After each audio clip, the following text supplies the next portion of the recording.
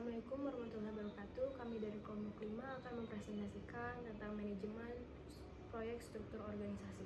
Di sini saya Rahman Nur Alifa dengan NRP 1940102440. Baik, di sini saya akan mempresentasikan tentang proyek dalam struktur organisasi matrix. Dalam upaya untuk menggabungkan beberapa keuntungan dari proyek mandiri dalam proyek yang diproyeksikan organisasi dengan beberapa fitur yang diinginkan dari proyek fungsional. Dan untuk menghindari beberapa kelemahan masing-masing, organisasi proyek matriks dikembangkan. Di dalam efek organisasi fungsional dan diproyeksikan mewakili ekstrim. Yang dimaksudkan organisasi proyek adalah kombinasi atau hibrida dari keduanya. Ini adalah organisasi proyek mandiri yang dilapiskan pada divisi fungsional perusahaan induk.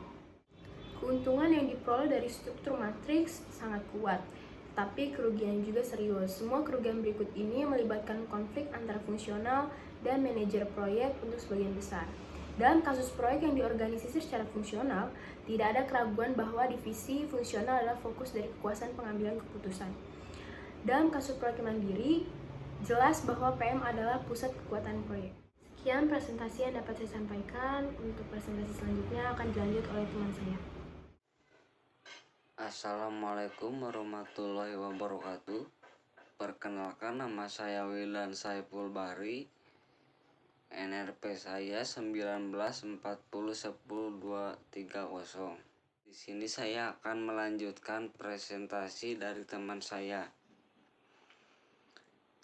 Poin 1, kemampuan untuk menyeimbangkan waktu, biaya, dan ruang lingkup antara beberapa proyek merupakan keuntungan organisasi matriks.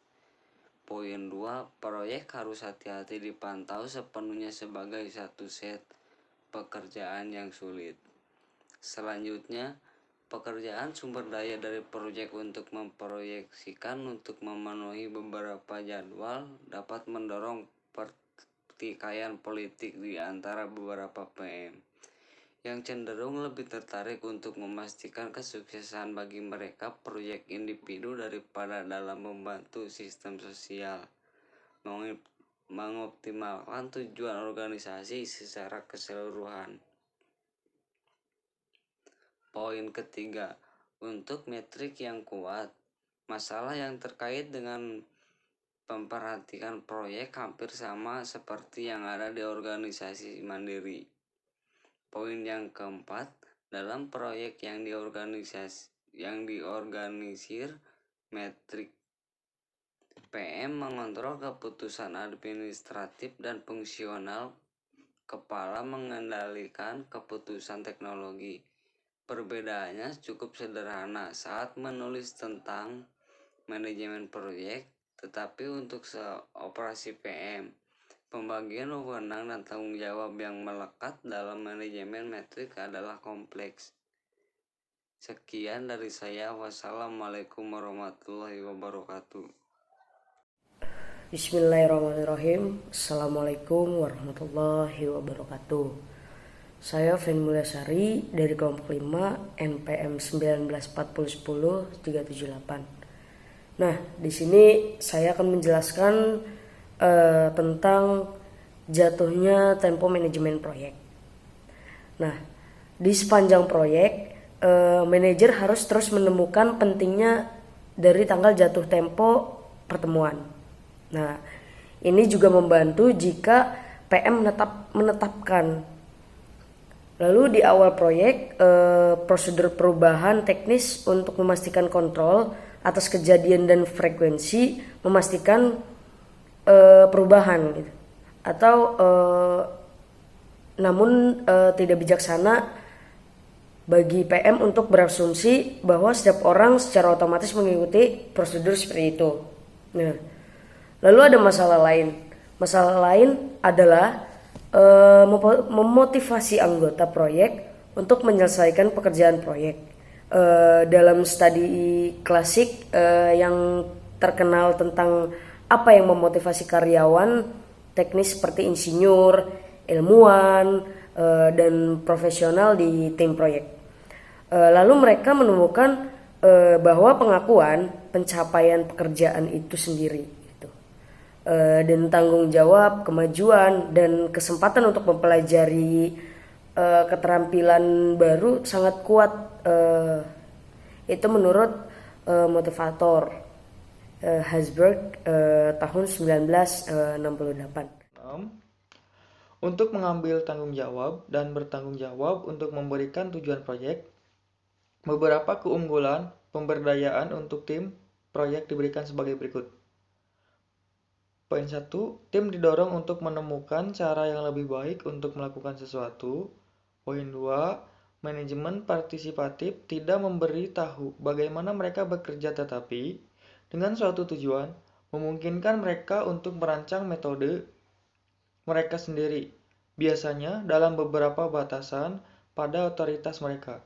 Poin 3, anggota tim tahu bahwa mereka bertanggung jawab dan akuntabel untuk mencapai hasil proyek. Poin 4, ada kemungkinan besar bahwa solusi sinergis akan dihasilkan dari interaksi tim. Poin 4, anggota tim mendapatkan umpan balik yang tepat waktu tentang kinerja mereka. Poin 5, PM diberikan alat untuk mengevaluasi kinerja tim. Selanjutnya, slide 7, memilih formulir proyek. Ketika proyek membutuhkan integrasi input dari beberapa area fungsional dan melibatkan teknologi yang cukup canggih, tetapi tidak memerlukan semua spesialis teknik untuk bekerja untuk proyek secara penuh waktu. Organisasi matriks adalah satu-satunya solusi publik yang memuaskan. Penelitian menurut Lesser et al. 2010 menunjukkan bahwa bentuk-bentuk pengorganisasian proyek berdampak keberhasilan proyek dan semakin banyak wewenang dan tanggung jawab yang dimiliki PM, semakin besar kemungkinannya proyek akan sukses. Karenanya, menggunakan manajer fungsional sebagai PM akan meningkatkan peluang sukses. Assalamualaikum warahmatullahi wabarakatuh. Nama saya Dia Permata Arta Dewi, NPM 1940100324. Yang selanjutnya adalah ilustrasi proses dengan contoh di kotak Trinatronic ENC menggunakan prosedur berikut. Yang pertama, tentukan proyek dengan pernyataan tujuan yang mengidentifikasi hasil utama yang diinginkan. Yang kedua, tentukan tugas utama yang terkait dengan setiap tujuan dan temukan unit di organisasi induk yang berfungsi sebagai rumah fungsional untuk jenis tugas ini. Yang ketiga, atur tugas-tugas utama berdasarkan urutan dan uraikan menjadi paket-paket kerja. Yang keempat, menentukan unit organisasi mana yang diperlukan untuk melaksanakan paket kerja dan unit mana yang akan bekerja sangat erat dengan unit lainnya. Yang kelima, buat daftar karakteristik atau asumsi khusus yang terkait dengan proyek. Misalnya, tingkat teknologi yang dibutuhkan, kemungkinan panjang dan ukuran proyek, potensi masalah dengan individu yang mungkin ditugaskan untuk pekerjaan tersebut, kemungkinan masalah politik antara berbagai fungsi yang terlibat, dan hal lain yang tampaknya relevan, termasuk pengalaman perusahaan induk sebelumnya dengan cara yang berbeda dalam mengorganisir proyek. Yang terakhir, mengingat hal di atas dan dengan kesadaran penuh dari pro dan kontra yang terkait dengan setiap bentuk struktural, maka pilih strukturnya terlebih dahulu. Mohon maaf apabila ada kesalahan. Sekian dari kelompok kami. Wassalamualaikum warahmatullahi wabarakatuh.